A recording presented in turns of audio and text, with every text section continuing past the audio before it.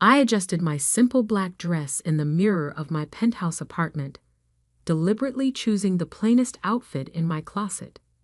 The standard issue MacBook I'd bought specifically for family visits sat on my desk, its screen displaying a few basic digital art pieces. Nothing too impressive, nothing that would hint at the empire I'd built. The invitation to the Morrison family reunion sat on my kitchen counter, its gold embossing catching the morning light. Hosted, as always, at my sister Diana's mansion in the Hamptons. Join us for a celebration of family success, the card proclaimed, making me wonder if they'd ever celebrate any of mine. My phone buzzed, a message from my CFO about our latest acquisition. Contracts are ready, Maya. Morrison Tech's board just approved the sale.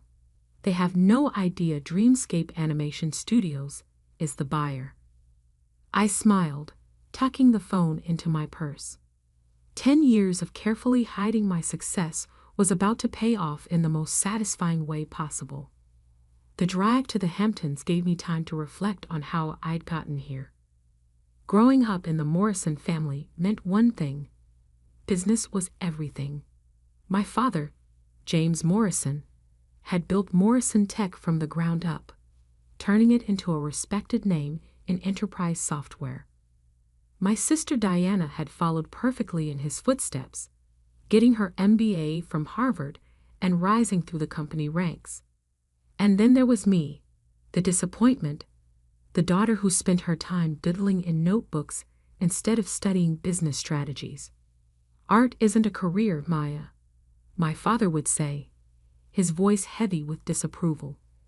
It's a hobby at best, a distraction at worst. I remember the day I told them I was majoring in animation at art school instead of accepting my place at Wharton. The silence in our dining room was deafening.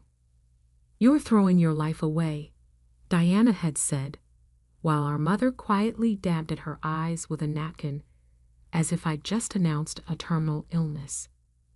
What they didn't know, what I never told them, was that I'd also been taking night classes in business administration. While they thought I was wasting time at art school, I was actually building the foundation for something bigger than they could imagine. My first animated short film won a student competition. The prize wasn't much, $5,000 and some industry recognition, but it was enough to start. I used the money to hire 2 other artists, working out of my tiny apartment to create content for small businesses. That's when I discovered something interesting. The corporate world was desperate for good animation. Training videos, marketing materials, product demonstrations. There was a huge market for high-quality digital content, and very few studios that could deliver it professionally. Within 2 years, my little team had grown to 15 people. We incorporated as Dreamscape Animation Studios, with me using my middle name, Phoenix, on all the paperwork. Maya Phoenix, not Maya Morrison, became the name behind what would grow into one of the most innovative animation studios in the country. The family never knew, of course. To them, I was still just Maya, the struggling artist who occasionally sold a digital piece online or did freelance work for local businesses.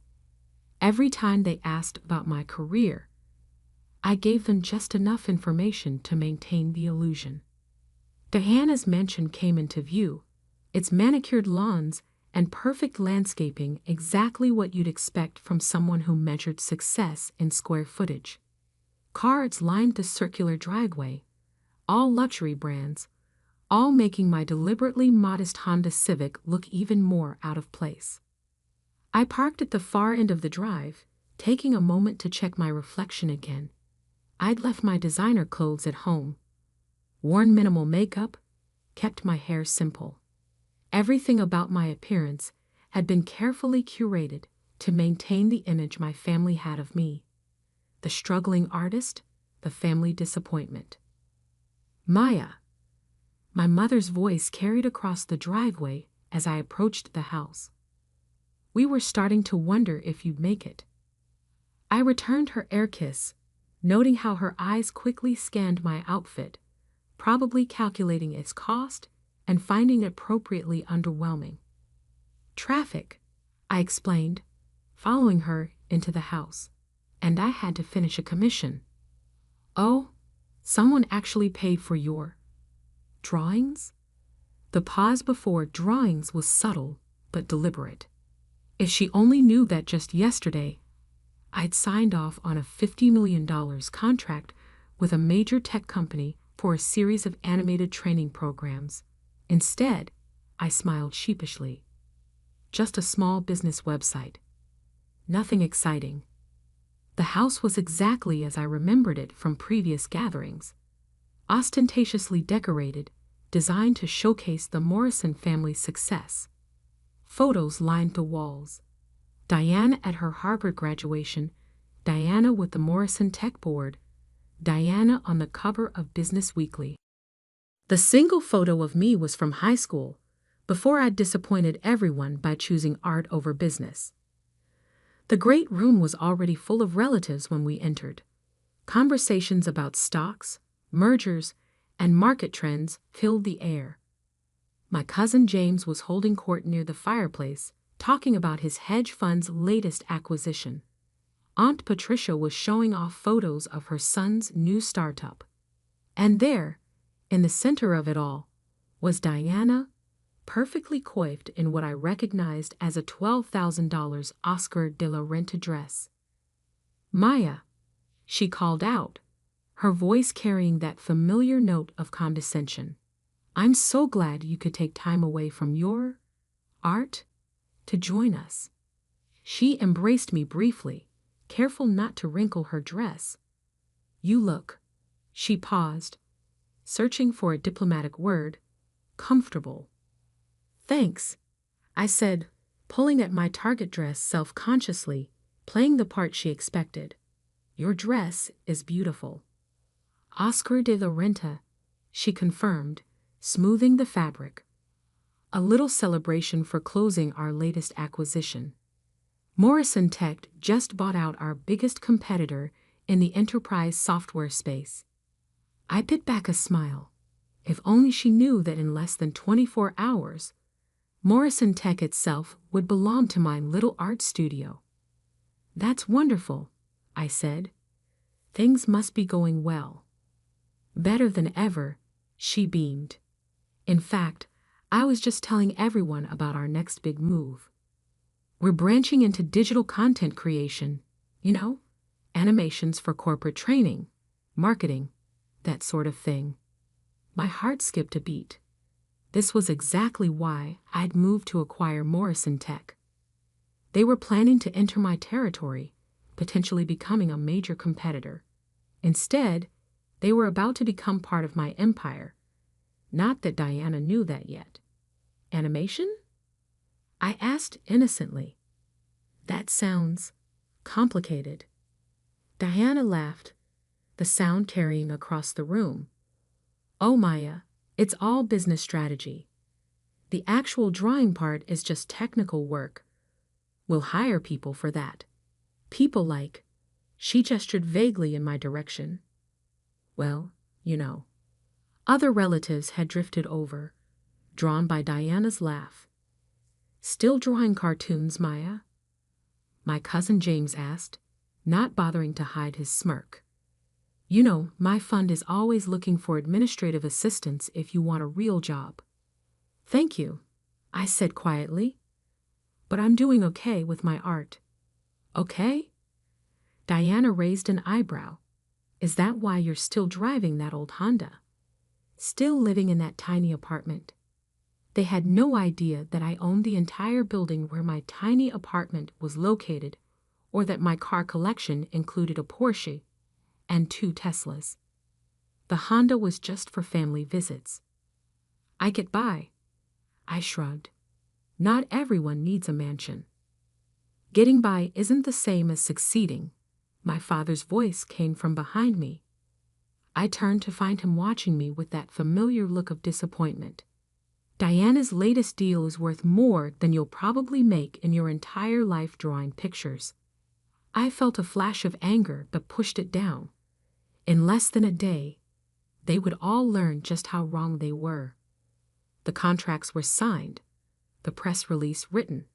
By this time tomorrow, Maya Phoenix would be revealed as the CEO of Dreamscape Animation Studios and the new owner of Morrison Tech.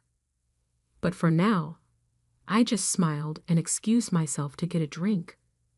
Let them have their moment of superiority. Let them believe what they'd always believed about me. After all, revenge is an art form too. The family reunion dragged on into evening, each hour bringing a new opportunity for my relatives to remind me of my perceived failures. I kept checking my phone, watching as messages from my executive team confirmed that everything was in place for tomorrow's announcement. Press release approved by legal. New York Times exclusive secured. Board transition documents ready for signing. I was standing by the floor-to-ceiling windows, watching the sunset over Diana's perfectly manicured garden, when my father approached. He held a glass of his favorite scotch, the same brand I had a case of in my office, though he didn't know that.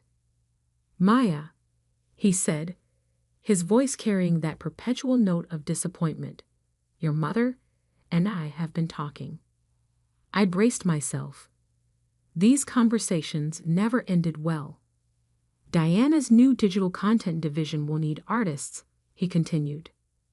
"Basic level stuff. Nothing too creative. But it would be steady work, benefits, a real salary." He emphasized real, as if what I did wasn't real work. "She's willing to give you a chance, despite your limited business experience." I took a sip of my champagne to hide my smile. If he only knew that my company's annual revenue was nearly triple what Morrison Tech made in digital services.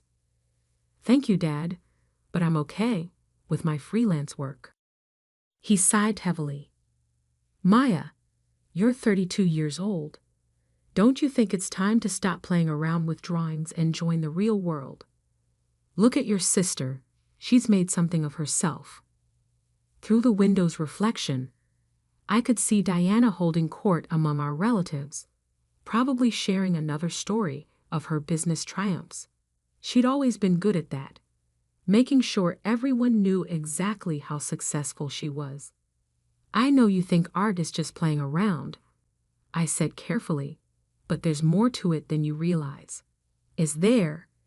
He gestured at my simple dress, my unassuming appearance, because from where I stand, all I see is wasted potential. You could have gone to Wharton, could have been part of Morrison Tech's legacy. Instead, you chose to throw it all away for what? Digital doodles. The words stung, even after all these years, even knowing what I knew. Actually, I started, almost ready to tell him everything, but my phone buzzed again. A message from my COO. "Morrison Tech board members all confirmed for tomorrow's 9 a.m. meeting.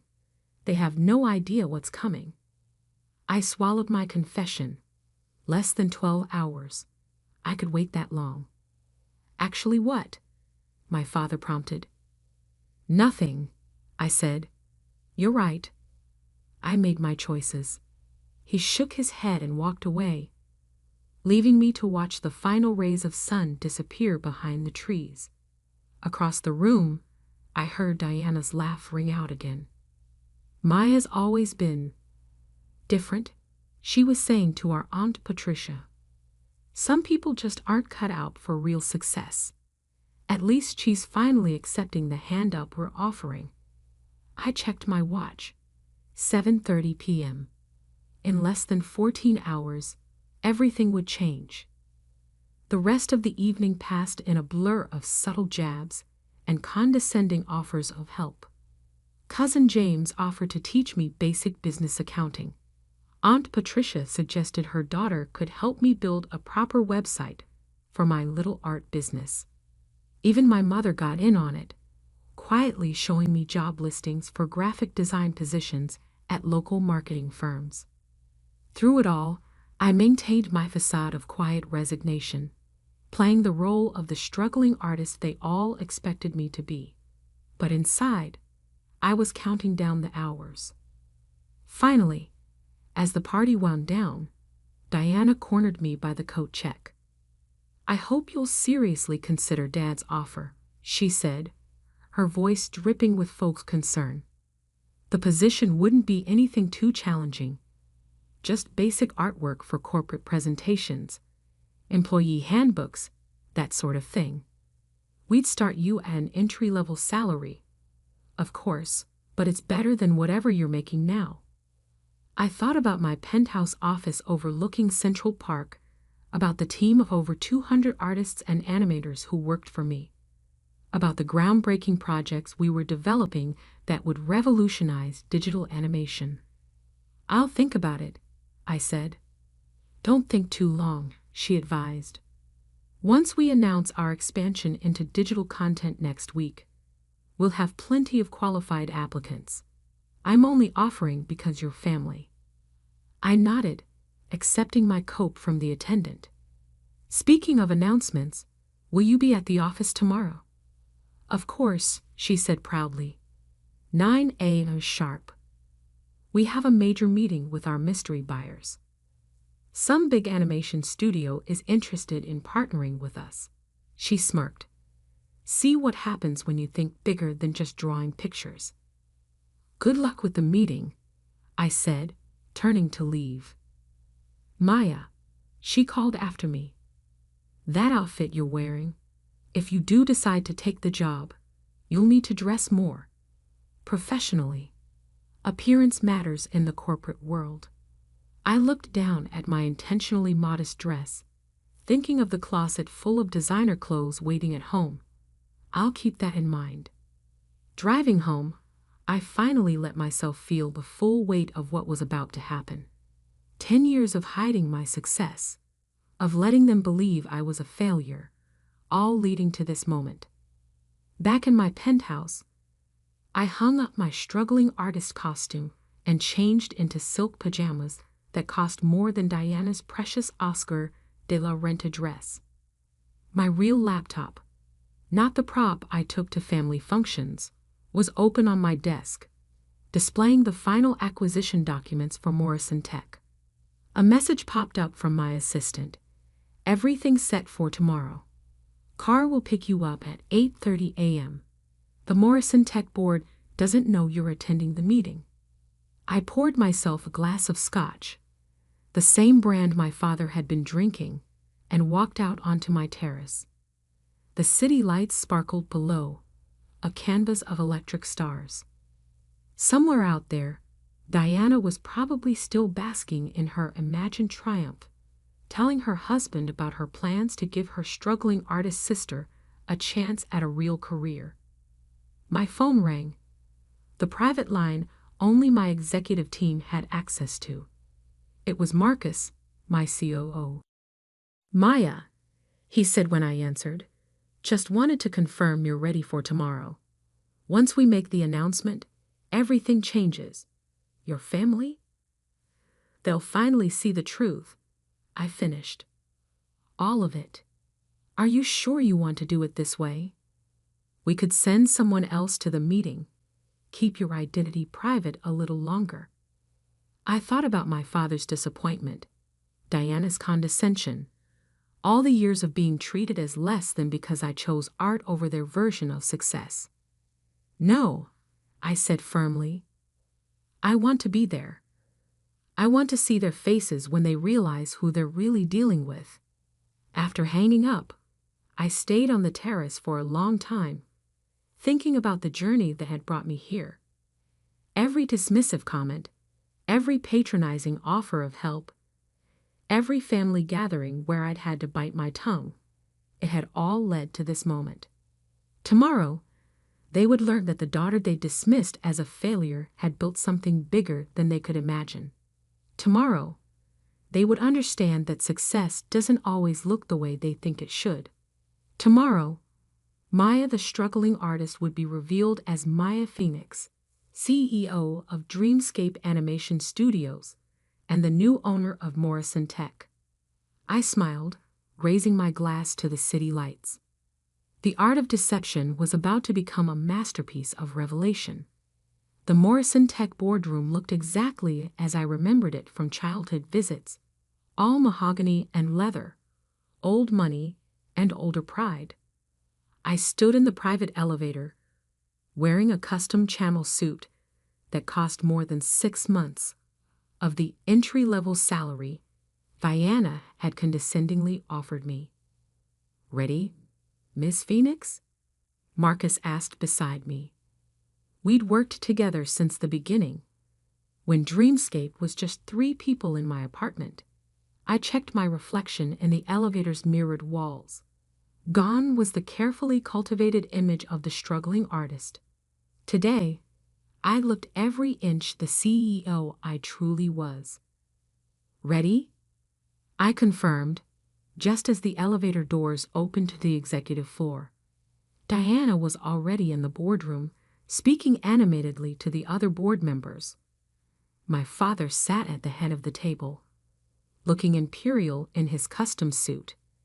Neither of them noticed me at first, too busy discussing their plans for the future. A future they didn't realize was about to change dramatically.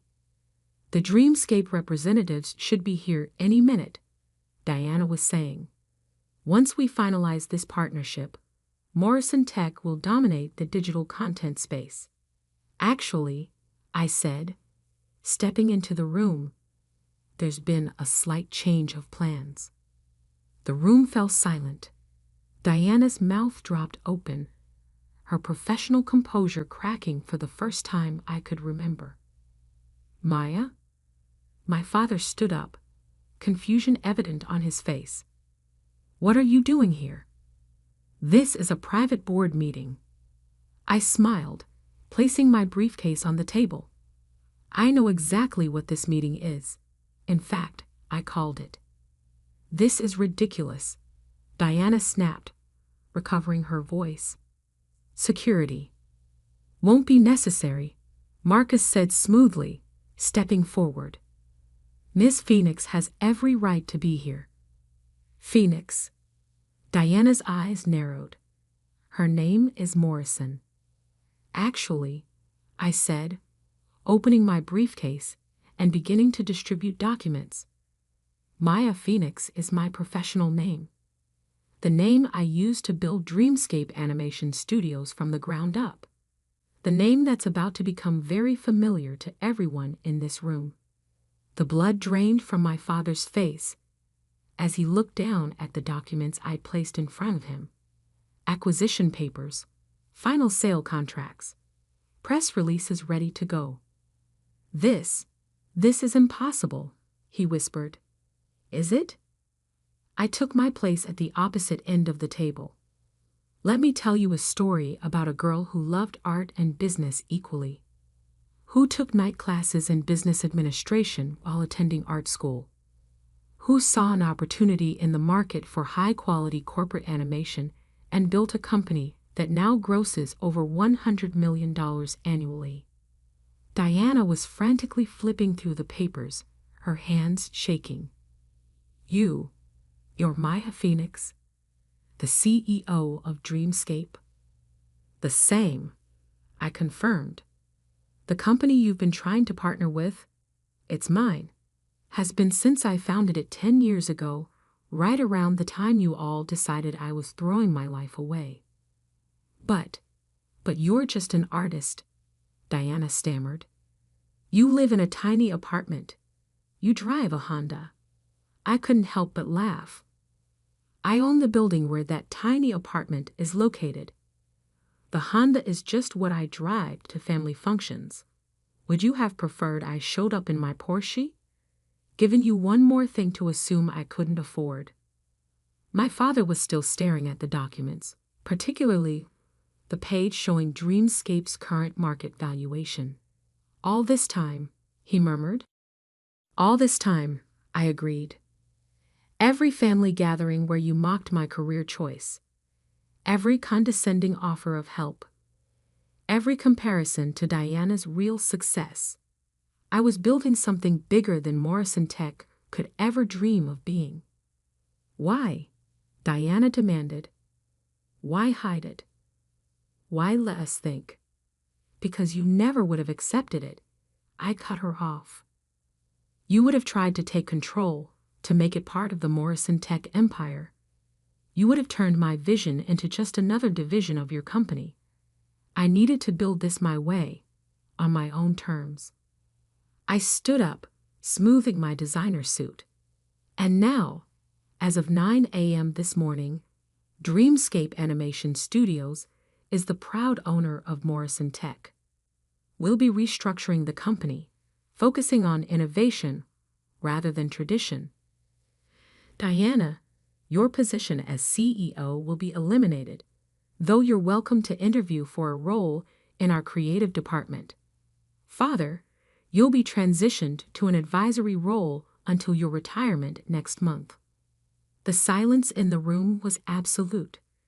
Even the other board members, who usually deferred to my father in everything, sat in stunned silence. You can't do this, Diana finally whispered. Actually, I can and I have. The board approved the sale last week, though they didn't know I was the buyer. The contracts are signed.